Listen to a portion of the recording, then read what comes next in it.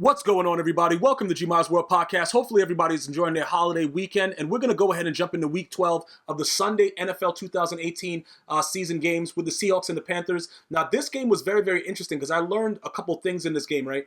I learned that I was correct about the Seahawks, that they are still a very, very good team. I also learned that McCaffrey is a lot better than I thought he was. This dude is very, very explosive, man. Over 200 yards combined from scrimmage, receiving, and rushing. This dude is outrageous when he gets the ball in his hands. A lot of people kind of knocked him, saying he was undersized, couldn't do a lot of things, but I'm starting to get more and more impressed with him. Obviously, they weren't able to lock it in, primarily because a lot of bad plays were made on the offensive side of the ball that kind of cost them, but ultimately the defense couldn't hold off a score. Cam Newton did play relatively well, so I can't knock him for that. It's just that Russell Wilson, to be honest, he just outplayed him. And he's throwing the ball to people that I don't even know who they are. You know what I'm saying, realistically speaking. So looking at the Seahawks, a lot of you guys are asking, do I think they're going to go anywhere in the playoffs? I would have to say no. The competition is too stiff. Obviously, in the playoffs, anybody can win, but I still have to hold my hat on the Rams or the Saints. That's just my opinion right there, man. The Browns and the Bengals, this was hilarious because Hue Jackson is arguably the worst coach to ever coach at any. Well, no, Jeff Fisher's probably. I gotta say Jeff Fisher. Maybe, yeah, I think Jeff Fisher might be the guy. If you looked up, like the worst coach in NFL history, I think it probably would be Jeff Fisher. In all honesty, that guy has ruined more franchises than anybody I've ever seen in my life, and it was just hilarious because I really, really like Baker Mayfield a lot more now because of the way that he approached the situation when Hue Jackson is going in for a hug. Because remember, just think about it like this: everybody knows the camera's on, and Baker Mayfield could have been fake and act as if, everything is all good or whatever like that. But he kind of shunned the hug and just gave him the handshake out of respect, not just shunning him completely, just being like, not respectable, but just showing him that you don't appreciate the way he handled you as a coach. That is commendable because as much as everybody want to talk about when he was in college, he did the crotch grab, all that stuff like that, that was very mature because that's something that I would do. If I don't mess with somebody, but I know it's a professional setting, I have no issue for the cameras giving out a handshake or whatever like that, but I'm not hugging you. Hugging you is reserved for somebody that I have, I got love for. I care about them. Like, he has no love for that dude, Hue Jackson. Dudes are giving him interception, the balls, after the dude picked it. I don't know how he was hired again, but I think because of this hiring, it's only fair, that Marvin Lewis gets fired. Like, if you're going to hire Hue Jackson, you should be fired. Let's just point it out like that. That's the way that I see it. Ultimately, this game, ended off a lot closer than it actually was.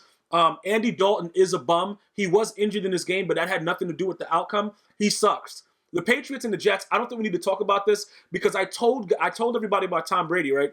Oh, yeah, he's fallen off. He's this, he's that. Bro, did you see the throw to Gronkowski? It looks like he had a pretty good zip on the ball. Like, people just want to speed up farther time. Whatever he's doing, I think that it will come in handy later on. It's going to depend on the defense, though. I think Tom Brady will have enough to keep these guys in the loop, but we have to wait and see. As far as the Jets go, Todd Bowles, he might be the next one up to get fired, in all honesty.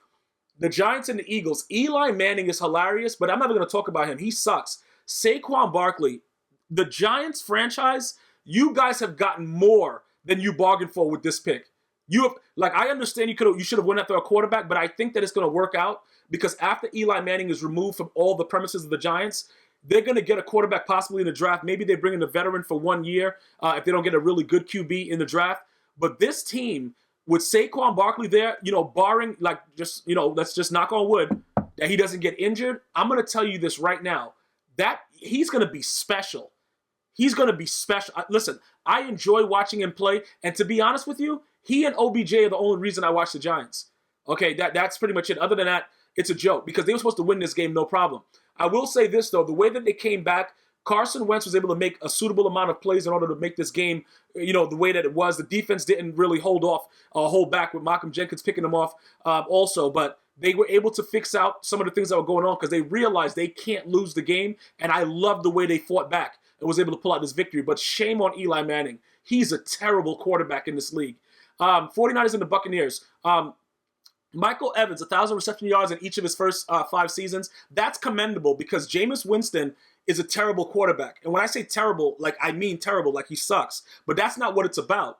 He's going to throw interceptions and things like that, but when he's playing decent, he can get the ball down the field. Now, the interesting thing to me is that earlier in the season, everybody bought into Fitzpatrick, which shows that he doesn't really get a lot of respect around the league.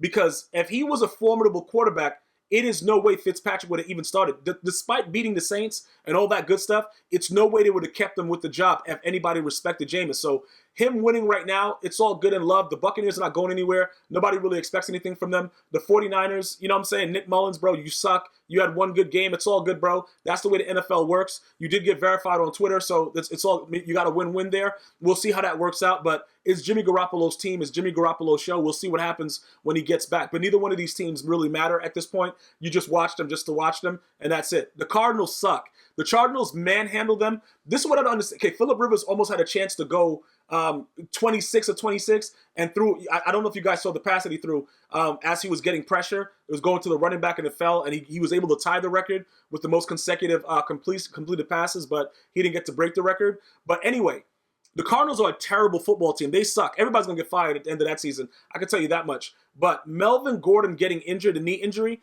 with a stupid, wacky, like gimmick play.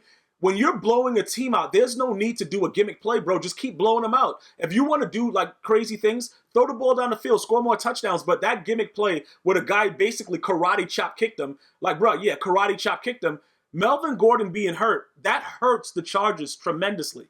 That is a very big loss. So when you're beating the hell out of someone, you have to make sure that you know to keep the things, you know, in the right order. You can't just, like, I didn't like the play, guys. I didn't like the play you got injured on. Like, I'm not trying to knock the offensive coordinator or whatever. Maybe you're trying something, you know, whatever, gimmick play, reverse, double reverse, triple bypass. I don't care what you're doing, but I didn't like it. It was very, very stupid in my opinion.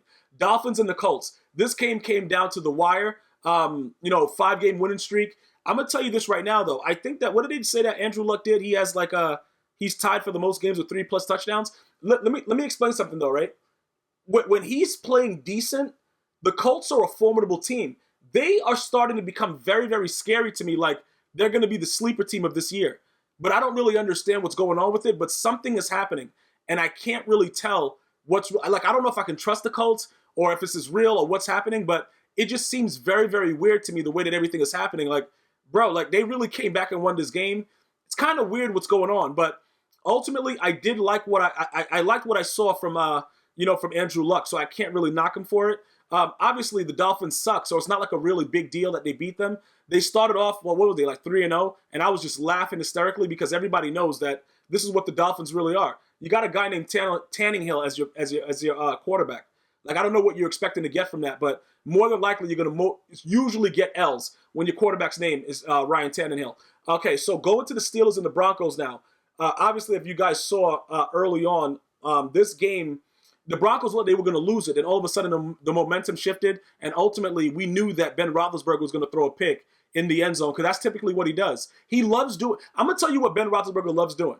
He loves going to playing against the Patriots and throwing a pick on the last play, and he likes playing the Broncos and just throwing a pick on the last play.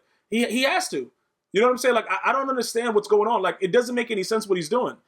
That he threw it to a D tackle, bro, and even if he didn't throw it to the D tackle, Antonio Brown was covered, but he did have some great plays throughout that 97-yard touchdown to Juju Smith-Schuster. There's some other things going on, but that huge fumble by James Conner, no matter what you tell me, I understand that he was suitable, but he's not Le'Veon Bell. I don't think he's trying to be Le'Veon Bell, and I understand that the franchise looked out for the franchise instead of signing Le'Veon Bell long-term, but I do think that that's going to hurt the Steelers because Le'Veon Bell is not just a running back.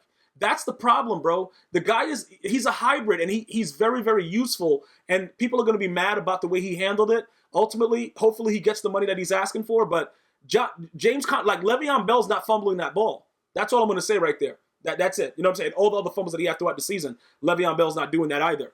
Raiders and the Ravens, all right? Now, I'm going to tell you something about Lamar Jackson.